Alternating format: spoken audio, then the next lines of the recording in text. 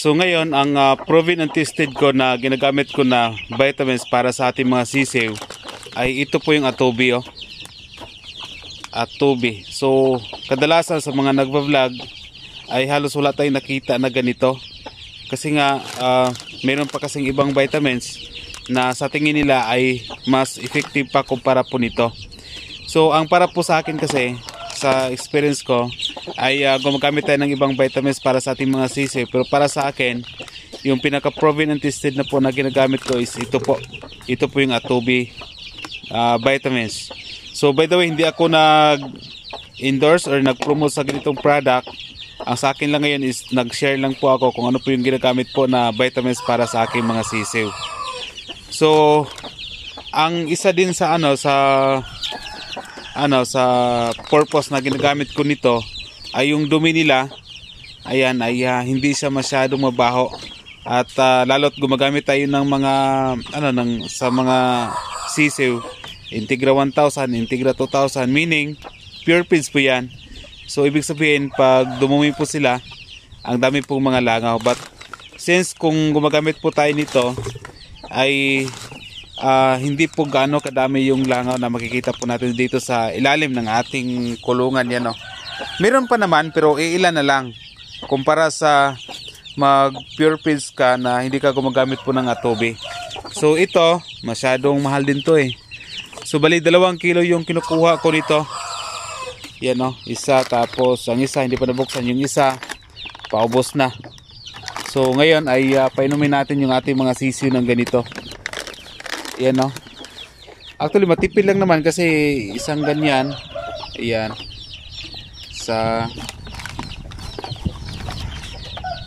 Ang 1 kilo po nito ngayon sa isang buwan ay hindi pa ito naubos. Kasi gumagamit lang tayo nito minsan sa isang linggo ay 3 times lang. Hindi araw-araw ito ginagamit kasi pag araw-araw mamulubi ka. Kasi mahal to. Madaling maubos. So yan po sila. Ay alagang Atobi po ito. Para sa akin ay hindi naman siya masyadong magastos dahil sa isang linggo ay 3 times lang tayong gumagamit ng ganito.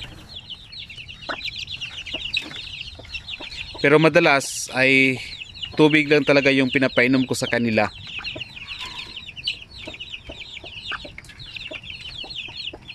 Sinasabi ko po sa inyo na madalas na ginagamit ko dito ay yung natural lang na pamamaraan. Yung anong tawag dito, yung tubig lang. Oo, tama nga naman, halos tubig-tubig lang to sila madalas. Dahil kapag ganito lagi yung ipapainom natin ay magastos masyado. Sa ngayon lang na nagpainom tayo ng ganito, sinadya kong bumili ng Atobi dahil naghahabol kasi ako ng na mas mabilis silang lumaki at gusto kong walang mamamatay dito sa ating mga sisiw. Kasi ito sila ay naka-reserve na kasi sila. Iba kasi kapag yung inyong mga sisiw ay gumagamit tayo ng ganito, ng vitamins kaysa natural lang. Yung ganito kasi, ibig sabihin nito, ang napapansin ko sa nila base sa aking observation ay sobrang lakas nilang kumain. Yan, so ibig sabihin kapag malakas silang kumain ay mas mabilis silang lumaki. So bali ngayon, ang nauna ko ng mga sisiw sa ngayon ay wala pa akong sampin, kundi ito ay puro mga basilan lang po ito ng mga sisiw. Yan, oh.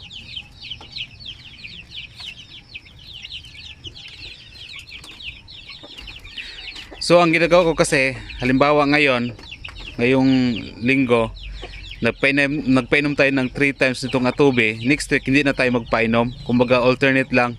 So by next week naman painom naman tayo, by next week hindi naman.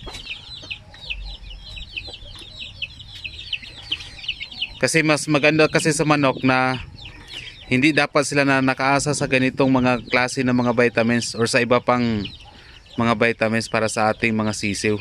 Kasi pag laki nila ay naging magdepende na lang sila or kumbaga mahina yung kailang mga resistensya. Sa personal experience ko lang. At sa ngayon kasi pag yung aking mga sisiw dyan Hindi din ako madalas na nagpapainom ng mga antibiotic. Kasi yung mga manok natin na pangkatay, baka yan po ay makakasira po sa mga consumer po. So mas mainam na alagaan na lang natin sila. Mas maganda organic na lang. Para mapakita natin yung mga native chicken na mas healthy siya para sa mga tao. Makakatulong din ang pagbigay ng mga organic dahil makakatipid sa feeds actually. Dati pa naman sa probinsya ng Cebu, ito yung ginagamit ko. Madalas walang mga langaw talaga sa aking manukan. Dahil po sa atubi.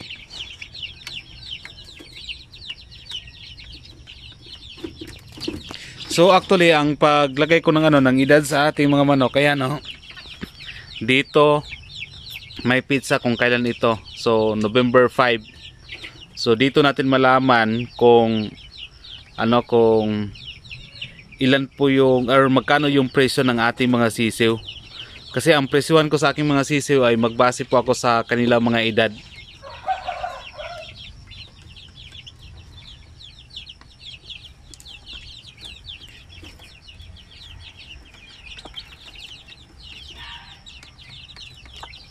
So yan may mga pizza lahat yan. Kasi yan yung pagbabasihan natin sa itong mga sisiw magkano to. So kung may magtatanong, titingnan ko na lang yung copy code doon sa ating mga presyo ng ating mga sisiw. Yan lahat yan may mga pizza yan. May mga pizza yan. November 5. Ito yung nauna sa kabila. November 1. Yan. November 9. Nilagayan natin ng pizza. Para hindi natin makalimutan. So ang nandito naman is November 9. So ngayon anong pizza na ba? 25. So dito natin malalaman kung ilang days na ito. So yan.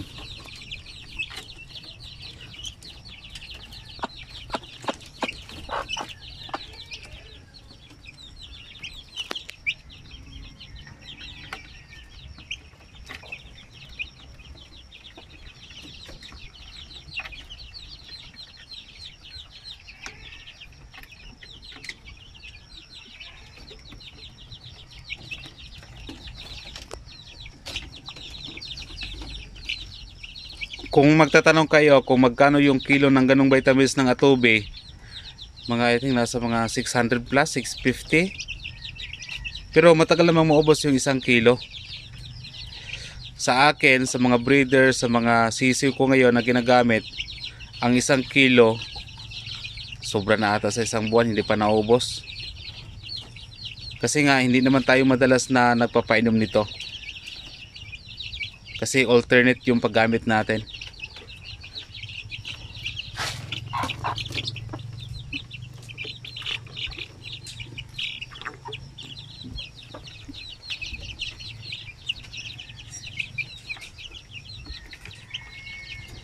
So nakita nyo sa aking mga sisiw kanina hanggang ngayon, dyan walang matamlay dito sa atubi. Kung matry nyo ito na gamitin, mapansin nyo sa mga sisiw nyo na laging gutom. So kapag kapag malakas lang kumain, siyempre mabilis lang lumaki. Yan po yung hinahabol ko ngayon, na mas mabilis lang lumaki at kung maaari walang mamatay sa kanila. Dahil nga sa sinasabi ko sa inyo na palagi tayong short sa supply sa ating mga native chicken. Daming gustong bumili pero wala tayong maibenta. Nung nakaraang linggo, may gustong bumili sa atin for dispersal para sa mga farmers. 50 yung kukunin niya na 500 grams to 700 grams. Hindi natin kayang ibigay kasi wala tayong maibenta. Yung iba kasi naibenta ko na. So ganun ka ganda ang native chicken at hindi problema ang pagbenta sa native chicken actually. Kaya kung magtataka kayo bakit masaya ako dito sa native chicken, dahil ngayon ay breeding lang ng breeding tayo. Pagparami yung ating gusto, di bali nang gumagastos tayo sa feeds, pero pagdating sa makabenta na tayo ay mabawi naman, okay lang. ito yung nag-iisang bisyo kung saan magkakapira ka.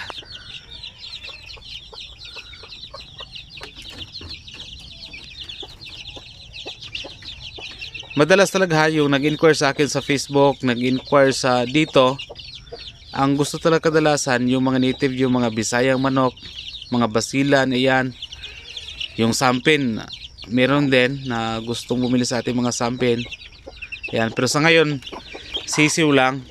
But kanina nakita ko may mga bagong pisa na ako ng mga sampin. Bali, parang 13 ata or 11 ang naglilimlim ngayon sa ating mga manok. So yan po yung gusto natin mangyari. Sa mga bagong pangitlog din po natin, magpainom din tayo ng atubay maya maya. So dito, bali bago lang ito. Mga dito, November 16. So ngayon is 25, so 9 days pa lang to. Itong mga sisiw na ito. So ganun tayo maglagay ng ng pizza para malaman natin yung yung edad ng ng ating mga sisiw. Kasi halimbawa, sabihin natin na 1 month na ito. Pa lang to, weeks old pa lang, di kawawa yung mga buyer na nabentahan natin ng hindi tamang edad. O kaya baliktad, kaya sabihin natin na yung 1 month mo, sabihin ko na days old pa lang to, di ako naman yung malugi, di ba? So mas maganda yung accurate na maglagay tayo ng ganyan pizza. Kasi pagpunta dito sa buyer, ganito yung edad, i-count natin ilang days na to, anong edad nitong sisiw na naibenta ko sa iyo, di ganon, mas madali na lang. Yan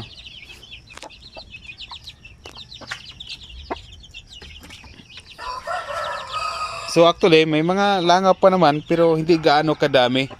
Kung pure pills yung ginagamit mo, tulad dyan sa mga sisiw, hindi naman pwede mo pakain tayo ng organic dyan. So yan Integra 1000. So may mga langaw yan pero hindi gaano kadami. Kasi nga gumagamit tayo ng Atobi vitamins. At sa hindi naman mabaho yung kanilang dumi rin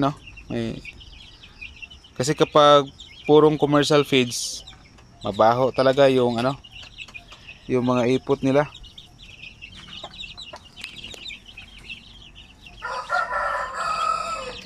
So halos magkamukha yung ating mga basilan, yung mga inahin.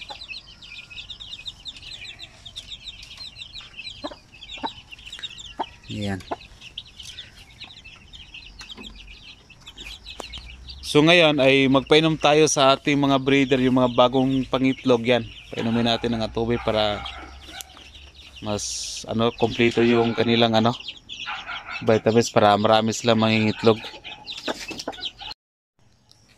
So yan po yung iniinom nila, Atobi vitamins yan.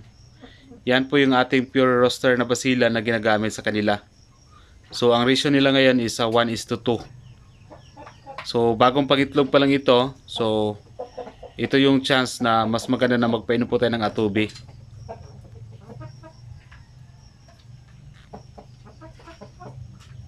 So yung ating roaster ay nagtitimbang na po yan ng mga 2.5 kilo. So yun po yung timbang ng ating basilan. So may lahi na rin itong sila, yung mga inahin na ito, kaso naibinta ko na. So gusto ko pa sana yung gawing pang materials, kaso kapag may bumili kasi, lalo na malayong lugar, ang hirap magtumanggi sa ating mga manok.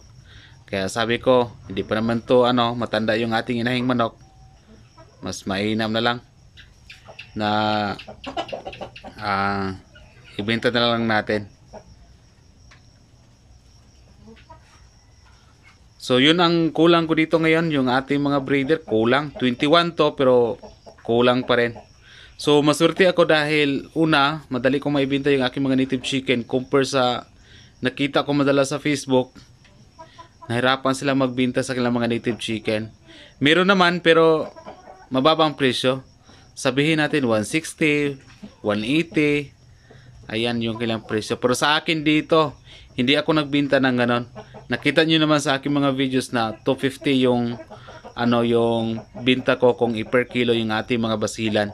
Pero sa mga sisiw, depende po sa edad yon yung ating presyo. So mas maganda kasi mag-breeding o kaya mag-alaga tayo ng manok na kumikita ka kaysa lugi yung inyong pagbinta. Parang nakakapagod din mag-alaga minsan ng mga manok kapag gano'n na po yung ating sitwasyon. So yan yung ating roster. So dito yung kailang mga itlog isa pa lang, so bago pa lang. Kaya gano'n, pwede tayo ng atubi. So yan din po yung sa kabila na breeding pen. Yan po may 1:1 yan, 1-on-1 basilan. Tingnan natin sa likod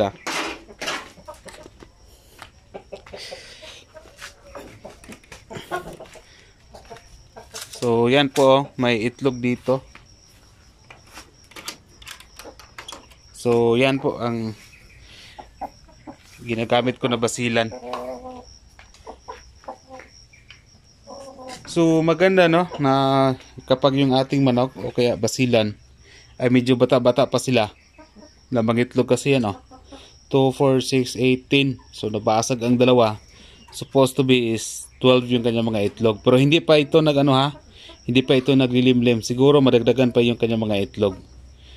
So yun yung kagandahan kapag medyo bata-bata pa yung mangingitlog. Kasi kapag may edad na tulad dun sa isa, 7 lang yung kanyang itlog, nilimliman na. Saan yung inahin na isa? So yan yung ginagamit ko. Nabili ko lang yan actually sa 625 na basilan yan Ito yung kanyang kapares